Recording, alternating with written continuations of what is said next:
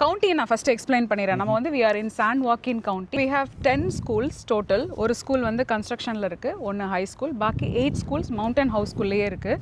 ஒரு ஒரு ஒரு லெட்ஸ் சே ஒரு 5 minutes டிரைவுக்குள்ளே ஒரு K-8 ஸ்கூலை வந்து கொடுக்க முடியுது அவங்களால இந்த கம்யூனிட்டியிலன்றது தான் unique to this community.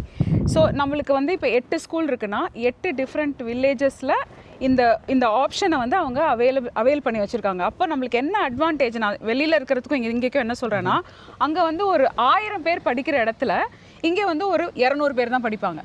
So ஆட்டோமேட்டிக்காக உங்களுக்கு அந்த பர்டிகுலர் அந்த காம்படிஷன் குறையும். ப்ளஸ் உங்களுக்கு வந்து அந்த லிமிட்டேஷன் ஆஃப் ரிசோர்ஸஸ் வந்து அங்கே ரொம்ப கம்மியாக இருக்கும், ரிசோர்ஸஸ் இங்கே அதிகமாக இருக்கும்.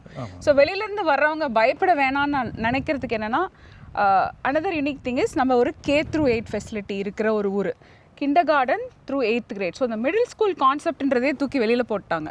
அதனால தான் நம்மளால் இப்படி ஒரு ஆப்ஷன், இது யூனிக் டு ஹியர். ஏன்னா இது வந்து குழந்தைங்களுடைய அந்த ஃபார்மேட்டிவ் ஏஜ் வந்து ப்ரொடெக்ட் பண்ணுறதுக்கும் ப்ரிசர்வ் பண்ணுறதுக்கும் யூஸ்ஃபுல்லாக இருக்குது. As a parent I can say that. That is very valuable.